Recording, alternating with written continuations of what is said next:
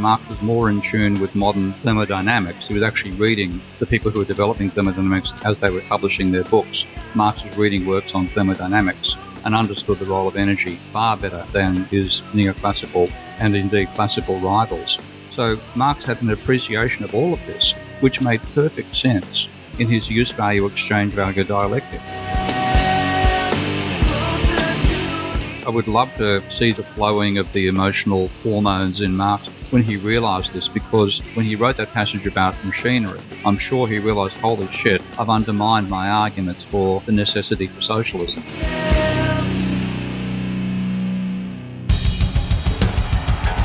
What I have said is that this campaign is not just about electing a president, it is about making a political revolution.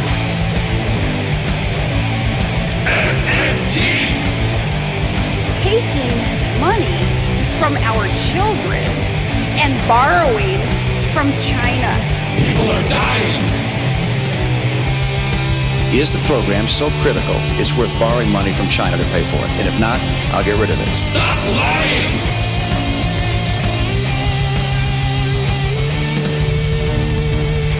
I want the truth!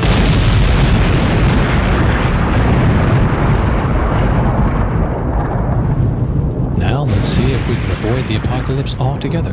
Here's another episode of Macro and Cheese with your host, Steve Grumbine. All right, this is Steve, and this is Macro and Cheese. Folks, we've got a returning guest, Professor Steve Keen, a very good friend of mine. He had written some good stuff years ago, especially in this debunking book about Marx, in particular about Marx's labor theory of value. And for folks such as myself who operate in the MMT space, a lot of times talking with Marxists, whom I consider myself to be a kindred spirit, one of the most challenging things I've ever experienced in my life, bar none. And I've been divorced twice. There's many, I don't want to call it a religious belief, but there's beliefs they can't really tell you where they came from. They know they've heard it, but when it comes down to it, when we attack those, when we can disprove aspects of the original Marxist theory as it pertains to today, with current things, it's almost an impossible reach to make that connection. And I think it's such an important connection to make. So when I was reading Steve Keen's book and reading some of the articles out there on this, and also some of the rebuttals to his article, I felt this might be an important conversation to have, not only for myself, so I learn, because I'm still learning. I'm putting my hands up in the air saying, hey, lead me through the forest like a small child. But also for the average person out there who hears words like Marxist and proletariat, and they hear other things, like labor theory of value and surplus value, and maybe they aren't necessarily sure of what they all mean, and not necessarily sure of all the history. So what we're trying to do is make sure that we get somebody who really has done the homework to give us the lay of the land and bring this into focus for us. So without further ado, let me bring on my guest. Welcome, Professor Keen. How are you today, sir? Good to be talking to you again, Steve. Absolutely. So hopefully I didn't butcher that intro too much. I'm very curious, I guess. First of all, you took some great time to write about Marx, and you basically took down the original context of Marx's labor theory of value and talked through the surplus value and the understanding of the role of machines in production. Why don't you just take us through this and maybe even start back with a little bit of history of how you got to this point to begin with, and maybe we can roll into the content. Yeah, sure. The initial context for me starts with my days as a undergraduate student at the University of Sydney back in 1971 to 75.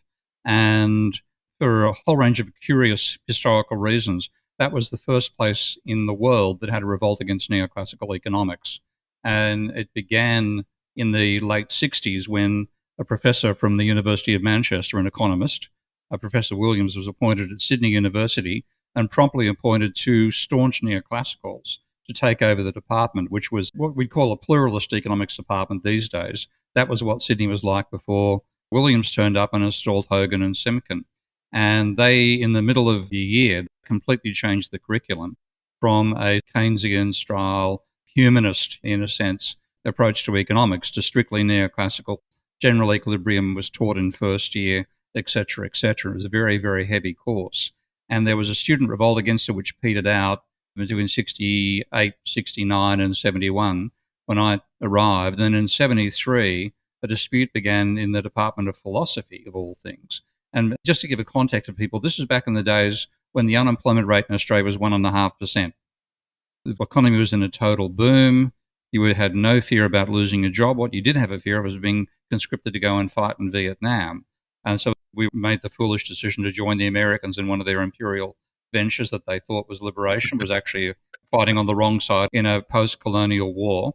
And so that was the whole context, this huge amount of student revolt, and education was fully paid for at the same time. There was no worry about student fees. So that was the world we lived in. And in 73, the professor of philosophy tried to block a course on feminist philosophy, and the department called for students to go on strike, and that cascaded through into economics, where we first of all supported the philosophers trying to get this course on feminist philosophy up. And at the same time, that just triggered all the frustrations over the economics course. So we had a successful revolt against the teaching of neoclassical economics exclusively, and that led to the formation of a Department of Political Economy some years later. Now, in the aftermath to all that, in the summer of 1973, the leaders of these combined revolts, philosophy and economics, held a reading group on Marx. And that was my first exposure to reading Capital. And I began as a skeptic of the labour theory of value. There was a boom, there's a huge boom in the economy in general, but in particular in Sydney in commercial real estate and also high-rise real estate, which was a new phenomenon in Sydney at the time. And if you're walking along Sydney University campus, all you could see on the skyline were what we call kangaroo cranes. These are the big cranes that, that were invented, actually were an Australian invention. The cranes you see building buildings all around the world were first designed in Australia. And I remember walking through with a colleague going off to one of these reading groups, and part of the labour theory of value was that surplus value comes only from labour. So machines add what they have as value, whereas labour adds more than the value that it contains to the product, and that's for labour is the only source of surplus, which becomes the only source of profit. I remember remarking to him, I'd like a bloody good explanation for Marx as to why all those cranes on the horizon over there aren't adding value. So what we did, we read methodically through Marx from chapter 1 all the way through Capital. And in reading chapter 6, I found what I thought was a brilliant explanation for Marx around that where value comes from, using the concepts of use value and exchange value. And when I read this interpretation, to me, it explained that any input to production could be a source of value. So that's where I began from. And I could actually explain the logic there, but that was my beginning back in 73, 74. And the response of my fellow readers at this reading group was to laugh at me. And I then didn't go on to an academic career. I went on to become a school teacher, worked in overseas aid, a bit of computer journalism, ended up working in the public service and part of what's called the Accord, which was a part of the progressive Labor government there, trying to bring an agreement between Labor and capital in managing the economy. And then finally, after that, went back to the university about 15 years later after I started my undergraduate degree and did my master's. And then in my master's, I decided to go deeply inside Marx and work out how he developed his logic, both labour theory of value initially, and then what I saw as a transcendence of that with his arguments about use value and exchange value. And to do that, I read everything Marx ever wrote on economics in chronological order, from the first writings, which was the Economic and Philosophical Manuscripts of 1844, which were Marx's first readings of the classical economists, which he did effectively living in a garret in Paris after being expelled from Prussia, and then right through to the very last of Volume 3 of Capital, which was the final thing effectively Marx wrote, that was published by Marx. And in the middle of all reading that, I found where Marx had developed a philosophical extension of his thinking, which transcended the labour theory of value. And that's what I argue in those papers and, of course, in Debunking Economics. So basically, you went back through every single thing. I got to tell you, I've got Capital, and the font I think is 4. You need a magnifying glass to read it, Mm. and as thick as my arm. It's an amazing, huge tome. How does one go about actually reading Marx? What kind of pre-knowledge would you need to have to be able to even really truly understand what's being said in there? Is it something that someone could just pick up and start reading? Or is this economics for the economics mind? Is this theoretical? Is it factual? Is it scientific? Because it's so massive. Let's get one thing in clear straight away. I regard Marx as one of the greatest intellects in economics, probably the greatest. So I put him above Keynes, comparable to Schumpeter. I regard Schumpeter as an incredible original thinker. And if I want to see my pantheon of great economists, it starts with Richard Cantillon, leaps to Francois Quesnay, jumps over Ricardo and Smith, and lands on Marx. So the truth is, a truly great thinker. And at the same time, he was a poet, wrote some fairly good and sometimes fairly embarrassing love poetry in his early youth to his love of his life, and was also training to be a lawyer. His PhD was in law, not in economics. And he became a famous journalist. His major source of income was writing for the New York Times. So, Wow. and he could be incredibly tedious in pulling apart in forensic detail government reports at the time, reporting into the state of the working class in England and a whole range of other issues. And there are parts of Capital which are just tedious to read through because it'll be 40 or 50 pages of Marx dissecting a report from 1858 about the state of the working class in the United Kingdom as published in the Parliamentary Report. So, and there'll be parts where it's dreary beyond belief and other points about flashing insights come in wonderful, wonderful scatological prose. So if you're able to read, then you can understand Marx, but you have to be able to read a gigantic intellect who can focus upon trivia at various times, but at the same time there are flashes of great insight. And Marx also read all the classical economists himself. He read everybody from Cantillon forward. He read Petty. So he was a historian of economic thought first and foremost. And that means you can actually read him without reading the others beforehand, but of course it helps to read them too. So I am doing my master's degree, which I did full-time, while being a full-time member of staff, I might add. So I got a teaching job at a university full-time, not tenured, unfortunately. That's part of the story. But I was being paid full-time to do my master's degree. So when it came to reading Marx, I knew that there was a flaw from having read Capital and having my unusual interpretation of Chapter 6 of Capital. I then said, well, I've got to find where Marx got this insight about the role of use value and exchange value. And the only way to find it was to read through chronologically everything he'd written. And I found it on page 267 to 268, I think it was, of the Grundrisse in a footnote. I'd never even heard of that book. Mm. In terms of Capital, you've got the Communist Manifesto, you've got the 18th Brumaire, you've got a number of things. I'd never heard of that. Mm. Where does that fit chronologically in his writings?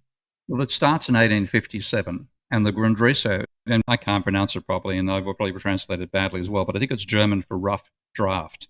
So in 1857, Marx was of the opinion the revolution was about to occur. And so he decided to go back and reread all the classical economists so he could write the definitive theoretical text for the revolution, which ultimately became Capital Volume 1, published in 1867. And my vision of him, and I really see him as a human being these days, and not the god that a lot of Marxists talk about him being, but heading off with his carbuncles to go and sit in his seat. I think it was the British Museum rather than the British Library. I'm not sure which one. I should have visited when I was in the UK, and I never did. One of my great failings. But he was just sitting there and reading all the originals. And the reason the Grundrisse is so important is that if you go back to when Marx first read the classical economists Smith and Ricardo in 1844, he came from a position of a philosopher and a poet. And he was incredibly critical of both Smith and Ricardo because he saw them as being dehumanizing. So a large part of what you read in the economic and philosophical manuscripts of 1844 is him being disgusted by the way that neoclassical economists reduce most of man in general to an automaton in the production process. And he called it strictly dehumanizing. But by the end of the manuscripts, he'd started to be convinced in the logical work, particularly of Ricardo. And what he saw was Ricardo had an explanation for where profit comes from, which Marx thought was inadequate. And because he simply assumed that profit would come out of the production process. And both Ricardo and Smith used labor, the amount of time it took to produce something, as a measure of its value. So Smith argued that if a deer cost twice as much as a sheep, then it must have taken twice as much time to capture the deer as it took to process the sheep. So it was a strict labor theory of value, but they couldn't find where profit came from. And Marx said, well, what's going on is when a capitalist buys a whole range of inputs for production, when he buys labor, what he pays is the means of subsistence. He pays a worker enough income for that worker to be able to stay alive. And that might take 4 hours, I would say, to reproduce the means of subsistence for a worker. But the employment contract means you've got to work for 8 or 12 hours. It was 12 hours a day back in Marx's time and 6 days a week. So the time above the time needed to produce the means of subsistence was a surplus that accrued to the capitalist.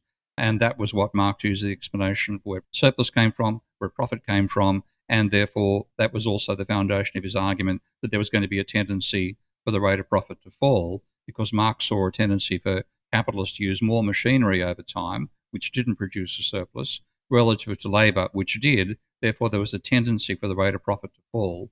He had 7 countervailing factors behind that, but fundamentally that was the fulcrum on which he argued for the inevitability of socialism, because with capitalism driving the rate of profit down by increasing technological weight of machinery to labour over time, that means a diminishing amount of profit. The 7 countervailing factors would ultimately lose out.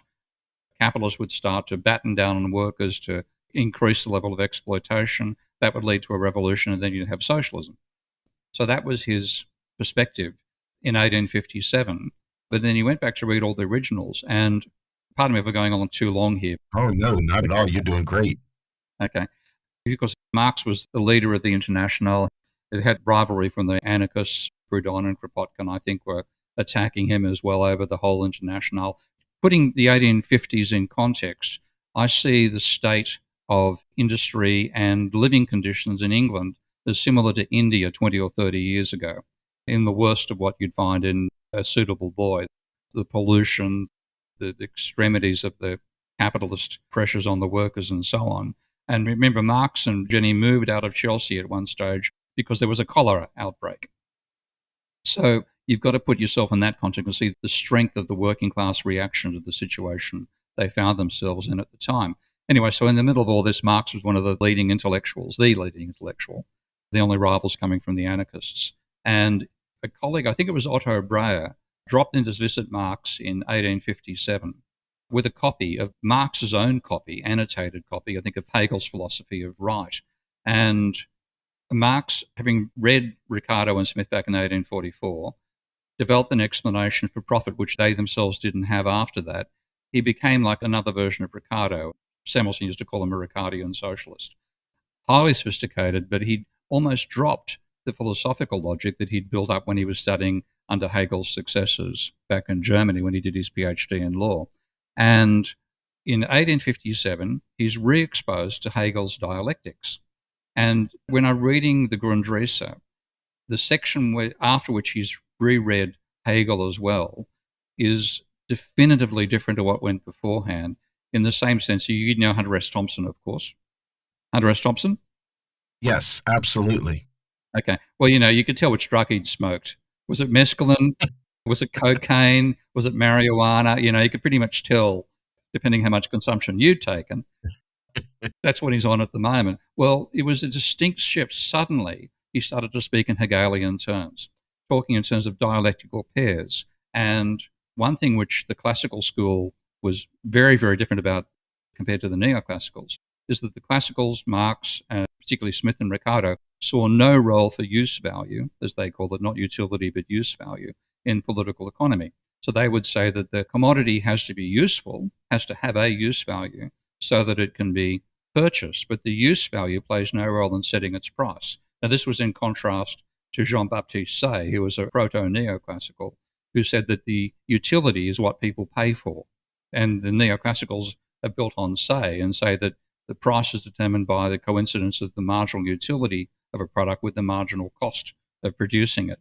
Now, so Ricardo and Smith were emphatic that use value plays no role in setting price, and therefore use value had no role in their economics. And that's effectively what Marx also developed and said use value plays no role in political economy. But in reading Hegel, he started to talk in dialectical pairs, and the classical school talked about the use value of a commodity and the exchange value of a commodity, dismissed the use value and said the exchange value comes from the time involved in producing something. So that's where the labor theory of value and measuring capital in terms of labor time as well to make capital, that became the way of thinking. But here's Marx talking in terms of dialectics, and then I want to quote the entire footnote. I still remember the moment that I found this footnote, where I was actually in my ex-wife's parents' house in the northern New South Wales town of Mullumbimby, just off from a town called Byron Bay that you might know. Crocodile Dundee lives in that area. Okay. So here is Marx, and I'm reading this on the drafting table of my ex-father-in-law's. He was actually an engineer. The drafting table he had in the garage where they stored all the farm equipment. Okay. But here's the quote. Is not value to be conceived of the unity of use value and exchange value? In and for itself, is value as such the general form, in opposition to use value and exchange value as particular forms of it? And I'm going to just read this out. Does this have significance in economics? Now I'm going to move away for a moment here and just comment here. The Grundrisse was Marx's rough notes. It's the stuff he was writing down as he read through all the various literature that he was rereading to get prepared to write Capital. So it's just like, these were never meant for publication. So when he wrote, does this have significance in economics, was a question for himself.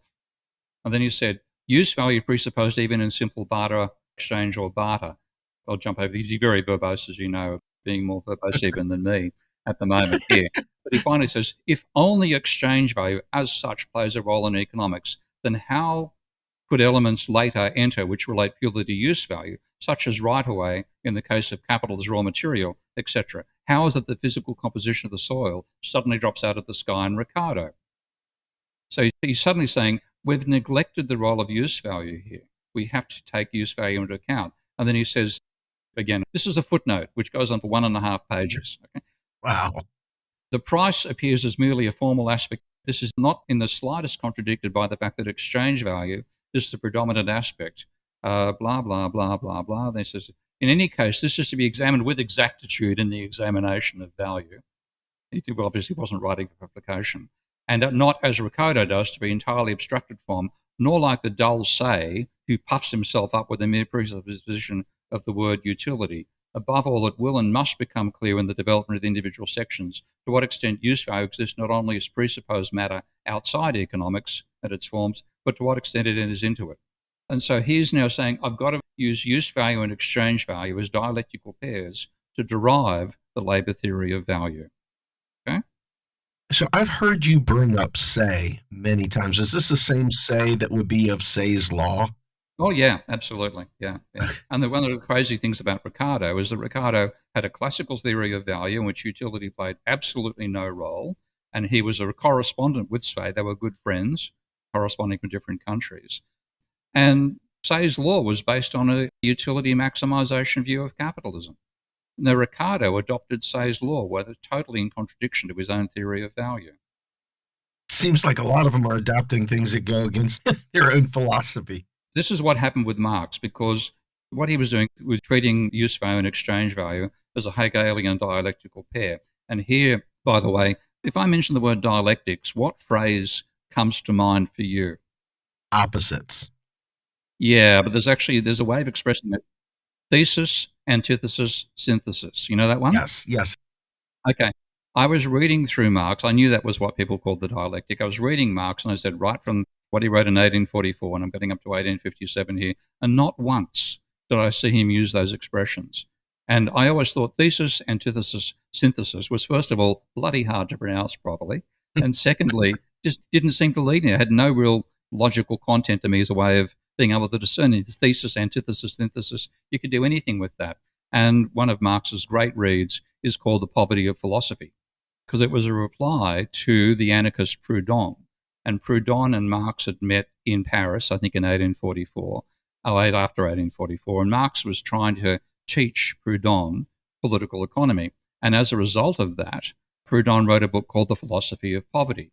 And what Proudhon used in that was the thesis, antithesis, synthesis crap, which actually is not at all Hegel. It comes actually from another German philosopher called Fichte, Fichte. I'm sure I pronounced the word wrongly. So that's the stuff that Proudhon used in what Marx refers to as the misère, the poverty of philosophy. And it is not at all the way Marx thought. What I realized was that Marx, and by extension Hegel, from where he got the idea, didn't talk about thesis antithesis. He talked about foreground and background. And the idea was that anything like a human being, a commodity, a social structure is in itself what Marx called a unity. But that unity doesn't sit in isolation from anything else. That unity will be embedded in society, and society will focus upon one aspect of that unity, which is the foreground, and therefore it puts the remainder of the unity into the background. Now, if you're focusing on something and you make it the foreground of whatever unity you're looking at, the background still exists, and there's a tension imposed on that unity by the fact that society is emphasizing the foreground and putting the other stuff into the background. So there's a tension between the two. So you have foreground, background, and tension. And that to me made far more sense. That to me was a way of putting a whole lot of elements of social change into an understandable framework. So I loved the idea of foreground and background. And that's what Marx is using here. So he's saying that the use value is the predominant aspect. What he's saying is a commodity has to have both exchange value and use value.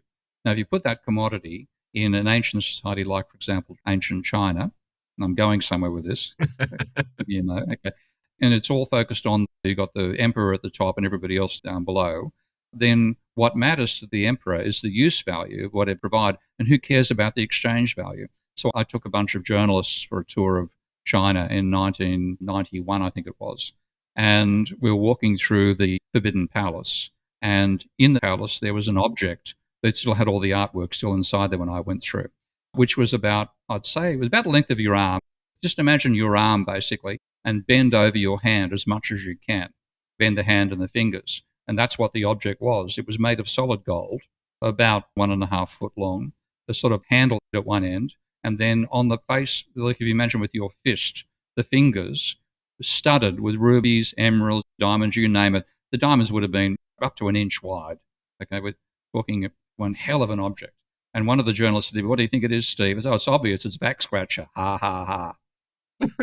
She caught up with me after and said, "Steve, I asked one of the guards. You were right. It is a back scratcher." Okay. So that's where the use value is the predominant aspect. In exchange value, he gives a shit about the fact that it costs an absolute fortune to make this thing. There's only one of them on the entire planet. That's a back scratcher. Yeah, okay, it's a back scratcher. Okay. Now, a back scratcher in capitalism, you buy them from, Australia, we call it Kmart, you've got it, God knows, plastic. So the exchange value in capitalism, the predominant aspect of a commodity is its exchange value. But its use value still has to exist. So there's a tension between the two. So exchange value is the predominant aspect. Use value is in the background. There's a tension. And that was the way that Marx now approached the question of where does value come from. So he said, well, let's look at the commodity labor. Okay? What matters in capitalism is its exchange value, and that's what determines its price. So its exchange value sets the price of labor, and that exchange value is the cost of subsistence. That's what you have to pay to get a worker to get that worker come and work for you. But the worker has use value, and this is going to be a big sin for any Marxists listening. It's a quantitative use value. Marx normally talked about use value being qualitative. So the use value of a chair to Marx is that you can sit in it, not how comfortable it makes you feel, which is a neoclassical subjective utility. For Marx's was an objective utility of a chair is you can sit in it. Okay? The exchange value is the cost of buying the chair. Same thing for labour. But in the case of labour, the purchaser doesn't care about the qualitative aspects of labour. He cares about the quantitative aspects. Okay? So the use value of labour in the production process is quantitative. And you have a quantitative exchange value as well. So you have to pay 6 hours of labour time effectively to hire a worker, and you can get them working for 12 hours. The 6 hours is the exchange value. The 12 hours is the use value. The gap between the two is surplus value. Now, Marx was absolutely triumphant when he worked this out. It's all done in the Grundrisse, not long after the passage that I've quoted. And he was absolutely proud of himself that he derived the source of value, not by talking in terms of labor, time, and power and stuff like that, but exchange value and use value. So his greatest intellectual advance was doing that. But I looked at it and thought, this is brilliant, it works, and exactly the same logic applies to machinery. The exchange value of machinery, cost of production, the use value, the amount of commodities you can churn out. Marx emphasized the use value and exchange value are incommensurable. There'll be a difference. Both of them can be a source of surplus value. And that's what I spouted out in my Marxist reading group back at Sydney University in 1973-74 and got laughed at by my Marxist friends, which is why I decided to study Marx in my master's when I went back to university.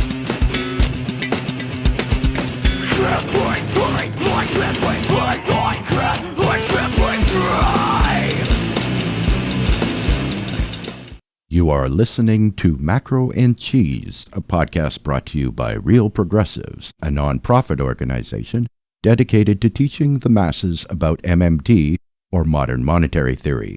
Please help our efforts and become a monthly donor at PayPal or Patreon. Like and follow our pages on Facebook and YouTube, and follow us on Periscope, Twitter, and Instagram.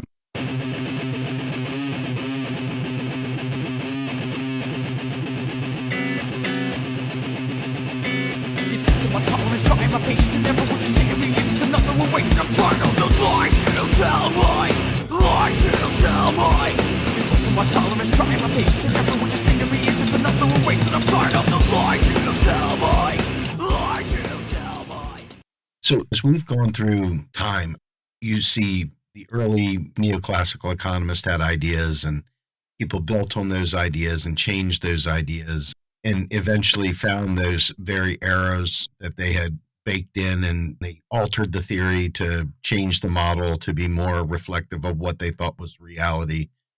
I guess my question to you is, in Marx's original labor theory of value, have you seen anything change in Marxist thinking, other more modern Marxist thinkers perhaps that have taken a different angle at this and maybe have modified it or changed it to make it more realistic or incorporate the machine use and so forth? No. What I've seen is a rigid and frankly religious hanging on to the idea that machines produce no value. Okay? That's become a religious belief in Marxists. And so when I apply this logic and say the use value exchange value analysis is any input production can produce a surplus, what that does is it undermines the whole idea of a declining rate of profit, because the central argument behind the tendency for the rate of profit to fall was that you only got surplus out of labour. So if you had a high ratio of machinery to labour, you got a lower rate of profit.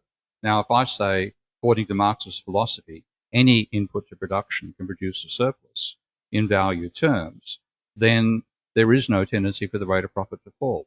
And what I see in Marx was a realization of that.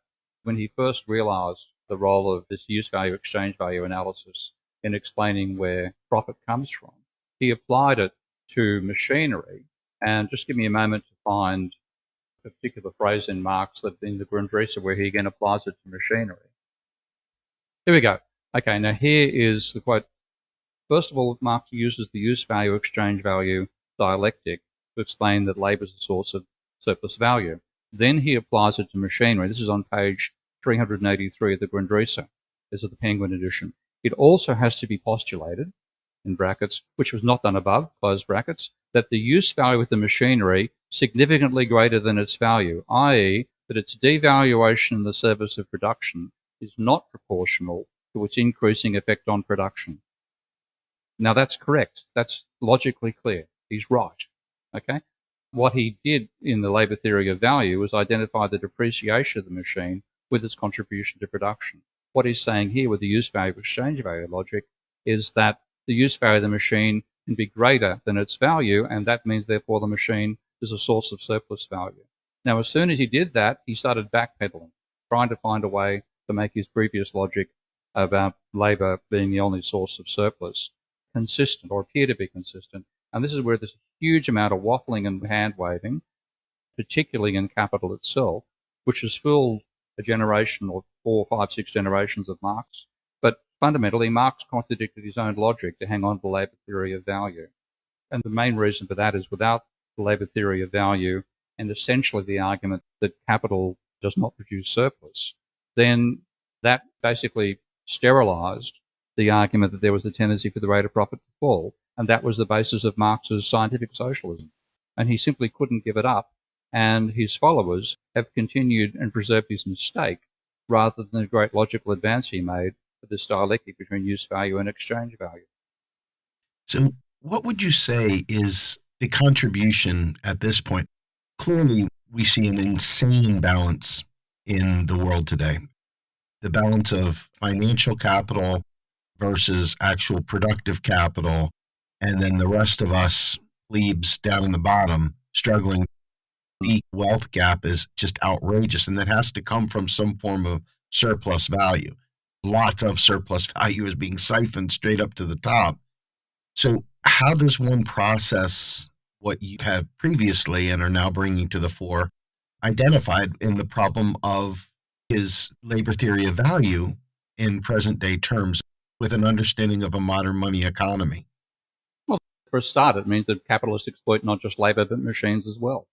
Okay. In some way, the labour theory of value was saying, well, you can only exploit labour, and therefore, in that sense, capital is subservient to labour because if labour doesn't produce surplus, there's no profit for the capitalist. Does it not exploit all the natural resources everywhere as well? Yeah, and that's the most important element, which, again, you can find Marx being aware of this and very aware. The labour theory of value got in the way of his understanding this properly, because he actually also said that they make a surplus out of energy. And in this sense, Marx was more in tune with modern thermodynamics. He was actually reading the people who were developing thermodynamics as they were publishing their books. Marx was reading works on thermodynamics and understood the role of energy far better than his neoclassical and indeed classical rivals. So Marx had an appreciation of all of this, which made perfect sense in his use value, exchange value dialectic, because when you think about what is the exchange value of an undeveloped mind. And actually, Marx sends up Ricardo on this front and says that according to the labour theory of value, the exchange value of a unexploited mine is zero because no labour's gone into producing it. If there's no labour input into producing an unexploited mineral resource, then its exchange value is zero. But that's not what you pay for it. You pay for what he called the prospective use value, the expected value of that resource. That's what you pay for it. And therefore the price will be greater than the cost of production. But what you're taking advantage of is the free energy. So there was an incredible richness in Marx.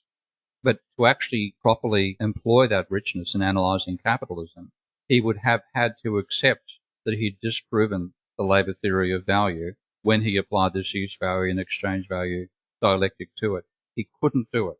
I would love to see the flowing of the emotional hormones in Marx when he realised this, because I'm sure when he wrote that passage about machinery, I'm sure he realised, holy shit, I've undermined my arguments for the necessity for socialism. And that was such a big thing, he couldn't do it. Let me ask you a question, because I view socialism at a more simplistic level being just sort of like a spectrum in the range of balance between capital and labor. And we've seen a million slices of variations of socialism and Marxism. We often see people trying to make everything about Eugene V. Debs. They try to model an industrial world, whereas today is a very different world. And so when you say socialism, I'm trying to understand, because I understand labor theory of value has been basically, as it was written, debunked. And I believe a lot of socialists out there, at least the leading thinkers as opposed to the lay people, are on that path as well. I guess my question to you is, within that sphere of balance of capital and labor, I don't think that you've necessarily disproven socialism per se. So explain that better for me. Socialism to Marx was a case of overthrowing the capitalist class. But when you look at what he was talking about in terms of socialism, it's what we call democratic socialism today. He wanted to have electoral control for a start. He also wanted to have public health, public schooling, etc., all the stuff that social democrats have campaigned for in Europe in particular. was what Marx, in many ways, when he envisioned socialism, that's what he saw. But he also didn't have private ownership of the means of production. He saw that as being collectively owned as well. And the main thing about Marx was, in terms of socialism, he saw it as being an overthrow of the capitalist system, which was a necessity because of this tendency for the rate of profit to fall. Now, what people mean by socialism today is the sort of democratic socialism, public health, public schooling, to some extent public ownership of some major industries, but private control of others. That mixture is what people mean by socialism today, and it's what I mean by socialism today. But Marxists, for socialism, meant complete overthrow of capitalism, and there'd be public ownership of all means of production. And I find in my dealing with Marxists these days, I've actually been an examiner for some Marxist PhD theses, which I passed, I might add, even though I disagreed with the underlying argument. But when I find myself confronting them, they hang on to this tendency for the rate of profit to fall. And the only way they can get that is by saying labour is the only source of surplus. And it's become a religious thing, particularly people like Andrew Kleiman and what's called the temporal single system interpretation of Marx. So I just see them as being unwilling to accept that Marx's philosophy overthrew the labour theory of value, because like Marx, they're hanging on to this idea that complete public ownership of the means of production type socialism is an inevitable historical tendency, which it manifestly is not. Understood. So one of the things that I liked about your economics, and we've talked about this previously, but I think it plays into this, is the inclusion of energy and the inclusion of soil into your economic models. And what I see is many don't even weigh in any of that. And so I'm going to use a word just for the purpose of making an effect. In more complete socialism would include the use of those real resources, because you can rent a plot of land, but in reality, as soon as you die, property rights are transient. We have a lot of different rules and laws throughout history that have changed defining what private property is versus what public is. And we all live on this rock, and the natural resources on this rock are really required to save us from total annihilation in many ways. We have to have a shared sense of purpose. So I see a large modern view of this that maybe doesn't look exactly like the Industrial Revolution or prior, that it would be in a more green world where we're looking at real resources. Would that be a fair statement? No, I'll bring you back to the philosophical stuff first of all, and then talk about what a future society is going to have to be like, I think, and not for labour theory of value reasons, but ecological ones. Firstly, when you understand the role of energy, then the whole argument about a surplus evaporates, because in the laws of thermodynamics, there's not a surplus, there's a deficit. And this is where Marx had his head around some of this, because the people who were developing thermodynamics were people he was reading. He actually went to some lectures on thermodynamics in London as well, and not that they were called, but he went to lectures at the Royal Society and heard some of the originators talking about the developing ideas of the laws of thermodynamics. And one of the most important is the conservation of energy. You can neither create nor destroy energy. So the amount of energy we find in the universe is a constant. That's the first law. The second law, it's very hard to express in simple terms, but fundamentally says energy degrades over time.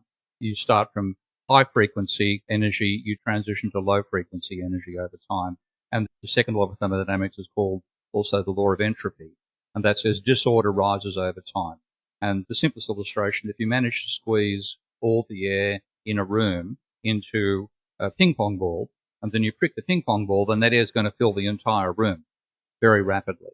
And the state where all the air is inside a ping pong ball is highly ordered, whereas the state where the air is dispersed through the entire room is relatively disordered. There's a tendency to go from this concentrated state to a dispersed state. Well, the first law means there's no such thing as a surplus. Okay? The second law means that there's actually degradation over time. So how do you make a profit? Well, fundamentally, because we find this energy in the universe for free. Just back to Marx's argument about a mine, the minerals are there regardless of humanity's existence or not. We simply exploit that, and we then are exploiting free energy and turning it into work, creating waste in the process. What we're battling over as worker and capitalist is a share of the energy we're converting into useful work. And that becomes the new focus of a proper biophysical economics, which could have arisen out of Marx's logic. It's the great tragedy is that Marx didn't lead to this 150 years ago because he had the foundations for it. So you start by having a view that there is no surplus, okay? There is exploitation of existing energy to turn it into useful work. And as in the social systems we're in, we struggle over the portion of that between returns to the owners of capital and returns to labour. And that, to me, is the foundation of explaining capitalism and profit today. You've got to tie it up with thermodynamics and energy. And then in terms of where we've got to ecologically, because we've ignored the second law of thermodynamics, the necessity of creating waste, the fact that to actually exploit energy, you must have waste energy, because you can't convert all energy into useful work unless you can dump the waste from the process that's exploiting the energy into a spot in the universe where the temperature is absolute zero, and there's no such spot, and the temperature of the Earth is about 300 degrees Celsius above absolute zero. So there's a lot of waste energy, and also, of course, waste products are a necessary part of production.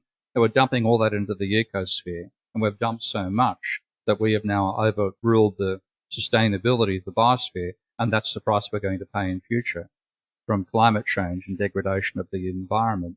So if we're going to have a society that functions after that, we have to constrain how much we can exploit the energy and the reproducible resources of the planet, and how much we reserve for ourselves versus what was available to the other life forms on the planet that aren't part of our production process. So I think we can't have just the individualistic capitalism of the past. We can't have unconstrained capitalism. We have to constrain humanity's footprint on the planet to something which leaves a large percentage of the planet to other species outside our social system. And that means you have to have a constrained version of capitalism. You can't have let it rip what Baumol called cowboy capitalism anymore. We're now on spaceship Earth, and we have to treat it as something where we have to reserve some parts of that system for the use of other life forms that are not part of our social system. When we talked a few times ago, one of the things we discussed was the breakdown in the supply chain through this pandemic. And it becomes clear that travel and energy and transportation of manufacturing process being manufactured all around the world has its own faults. When we had to shut down, it brought the supply chain to its knees. But the flip side to that is local production, local manufacturing creates a different waste footprint. I'm curious to understand, because I know that decentralization in some respects is sought after, and yet at the same time, it seems many of these things require, dare I say, central planning almost. What is your take on the relationship between centralized and decentralized control and basically management of the energy and waste that we are contending with as part of this futuristic view? We have to have a balance between the two. This is, again, when you think about one of the weaknesses of neoclassical economics at one extreme and Marxist at the other, is that neoclassical talks in terms of let it rip capitalism unconstrained, and Marxism is saying let's go to complete public ownership of the means of production. What we need is a symbiosis between central control and distributed control. And what we should have is a global level understanding that a certain percentage of the planet cannot be touched by humans, must be left for other species, and we don't intervene in that part of the planet. Now, with unconstrained capitalism, total free enterprise, private control, private decision about everything, you'd never get there. You already see it happening at the moment, and of course there's Russia involved in this as well as America. Oh, the Arctic sea ice is going to disappear. Let's work out a channel to ship goods from one side through the Arctic sea ice. Get the fuck out of there is what we should be doing, and let the ice reform. Amen. So you won't get it from a privatized system, completely privatized, nor will you get it from a totally centralized system, which believes it can override the biosphere. We have to see ourselves as effectively custodians of the biosphere first, and capitalist or socialist second. And neither extreme, neither neoclassical nor Marxism, enables that to happen. But what was in Marx originally would have been consistent with saying, again, it's going to be a dialectic vision. To be able to maintain human society, there must be part of the planet we don't touch. And that's the wisdom we need now, which we could have worked our way to 150 years ago if Marx wasn't so caught up in trying to prove that socialism, as he saw it back then, was inevitable with the declining rate of profit and therefore the labor theory of value. So you've got new work coming out here. I know that you've got a new book that you've been scribbling on for some time now that should be coming out here in not too far off future. Plus, you've got advances in Minsky. You want to tell us a little bit about what you've been up to? Okay. Well, I've just finished writing a book called The New Economics, a Manifesto. I better add the title was chosen by the publishers, not by me. But I then tried to live up to the title. So what I'm arguing in that book is that we need an economics based on, first of all, the proper understanding of money. That's both very consistent with modern monetary theory and the extensions that I've done on the role of credit in a capitalist economy. So we have to have both an understanding of fiat money system and a credit money system together. And that's the first substantive chapter of the book in that sense. Then we have to have an understanding of energy. So I talk about the need to understand biophysical economics fundamentally and how deadly economics has been for failing to understand the biophysical foundations of both a capitalist system, but also our existence on this planet. And I also have a section on complex systems. So again, there's a tendency in economics to think in very linear ways, to not look at complex feedbacks. The Earth, everything, the universe is a complex system, and our little circle of it on this planet is a complex system, and the economy is a complex system. And we have to understand complexity. We can't think in linear equilibrium terms. So that's the gist of the new book. It also has basically an attack on neoclassical economics over the work of William Nordhaus and idiots around him, who I think will be responsible for the collapse of capitalism. So it won't be Marx, at least, at the overthrow of capitalism, but William Nordhaus, because he and his Panglossian economic analysis of climate change has fooled us into believing it's going to be trivial, when in fact it's going to be threatening the further existence of society. So I end up the book saying neoclassical economics has to go. And what I'm trying to do in that is, in the book as well, is show how there's another way to think about the economy around complex systems and thermodynamics. And with Minsky, that's a software package I've built to enable complex systems analysis of financial systems as well as the physical economy. And Minsky has been dramatically improved courtesy of a grant from the Friends Provident Foundation, which gave us 200,000 UK pounds to raise it from the state I managed to get it into with the grant from INET and then my Kickstarter campaign, to the stage where I think it's now quite a sophisticated software package. So part of what I'm doing as well is writing a manual to using Minsky. I want to see post-Keynesian economists and MMT people throw out difference equations, throw out equilibrium thinking, and develop a complex systems approach to the economics as part of being able to actually contribute to understanding capitalism rather than, as the neoclassicals have done, fucking it up completely. Well, as always, this was amazing. I think from my vantage point, I'm going through a very, very tedious learning process. I wish that I would have learned some of this in grad school. Most of what I learned wasn't at all like this, but then again, I think every person that's got an economics degree or an MBA can probably say the same thing. It was just about as useless as can be. The accounting maybe was worthwhile, but all the rest of it, throw it in the garbage. It's like learning about phlogiston. Well, I really appreciate it.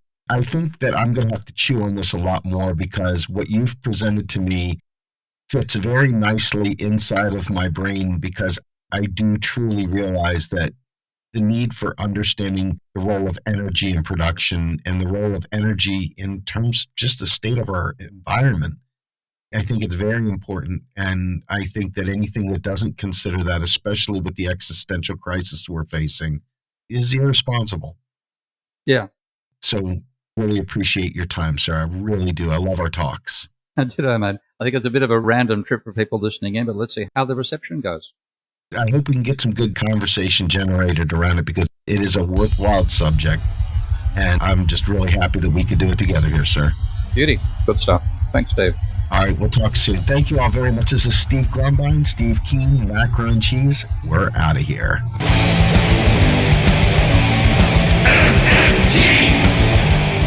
Macro and Cheese is produced by Andy Kennedy. Descriptive writing by Virginia Cox and promotional artwork by Mindy Donham. Macro and Cheese is publicly funded by our Real Progressive Patreon account. If you would like to donate to Macro and Cheese, please visit patreon.com/realprogressives. I want the truth.